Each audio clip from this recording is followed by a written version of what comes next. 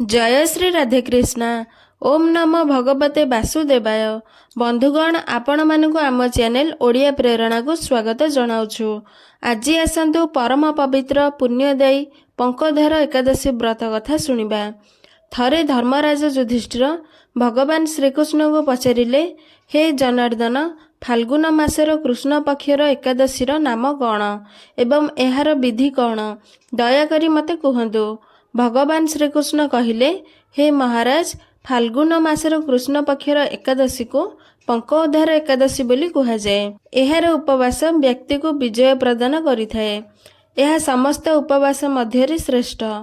एही पंकोद्धार एकादशीर महात्म्य शुणिबा किंबा पाठ करने द्वारा समस्त पाप क्षय होइथाए।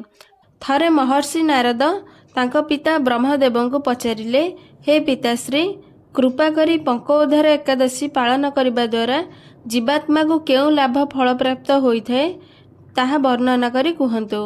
नारद मुनि कथा शुणी ब्रह्मदेव कहिले, हे मोर प्रिय पुत्र, अत्यंत पवित्र एही एकादशी व्रत।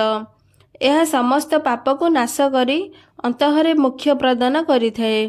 त्रेतया जुगरे भगवान श्री रामचंद्र भ्राता लक्ष्मण एवं माता सीता सहित वनवासी समय रे पंचवटी रे वास करुथिले। सेठी दुष्ट रावण जेतेबेले सीता माता को अपहरण करिनेला, प्रभु श्री राम एवं लक्ष्मण अत्यंत व्याकुल होई माता सीता को खोजिबाको आरंभ कले।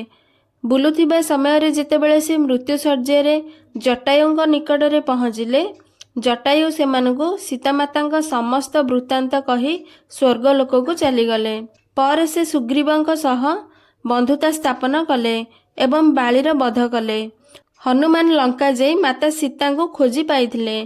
हनुमान सीता माता को रामचंद्र एवं सुग्रीवଙ୍କ मध्य बंधुता वर्णना करिथिले। सेठारु फेरी हनुमान भगवान रामଙ୍କ पाखकु आसी समस्त समाचार कहिथिले। तापरे भगवान रामचंद्र बानर सेना सहित लंका अभिमुखे प्रस्थान कले। जेतेबेले से समुद्र कूल रे पहुँचिले, सेही विशाल समुद्र देखि रामचंद्र लक्ष्मण को कहिले, एही विशाल समुद्र को आमे किपरि पार करिबा। एहा सुनी लक्ष्मण कहिले, हे पुरुषोत्तम, एठारु अधा योजना दूर रे कुमारी द्वीपरे बाग्दलभ्य नामक जणे ऋषि वास करती। से ब्रह्मा को देखिछंती। आपण तांका पाखकु जाई समाधान मागिबा उचित। लक्ष्मणଙ୍କ ठारू एही कथा सुनी भगवान श्री रामचंद्र बाग्दलभ्य ऋषि निकटकु जाई साक्षात हेले। ऋषि भगवान श्री रामचंद्र को मानव रूप रे देखि चिन्हि पारिले एवं पचारिले, हे राम, आपण किपरि एठाकु आसिले। रामचंद्र कहिले, मु मोर सैन्य बाहिनी सहित एठाकु आसीछि एवं राक्षस मानकु जय करबा पई लंका जाउछि। दयाकरी मते समुद्र पार करिबार एक उपाय कुहतु। एही कारणरु मु आपणक पाखकु आसीछि। बाग्दलभ्य ऋषि कहिले, हे राम, फाल्गुन मासरे पड़ुथिबा कृष्ण पक्षर पंकोद्धार एकादशी रे उत्कृष्ट उपवास पालन करिबा द्वारा निश्चित भावरे तुमको विजय मिलिबो एवं तुमे निश्चित भावरे समुद्र पार हेबो। श्री रामचंद्र ऋषिक निर्देश अनुसार एही उपवास पालन करिथिले एवं एहार प्रभाव द्वारा राक्षस मानक उपरे विजय हासिल करिथिले। तेणु हे महाराज, जी विधि अनुसार एही उपवास पालन करिवे से निश्चित भावरे उभय लोकरे विजय लाभ करिवे।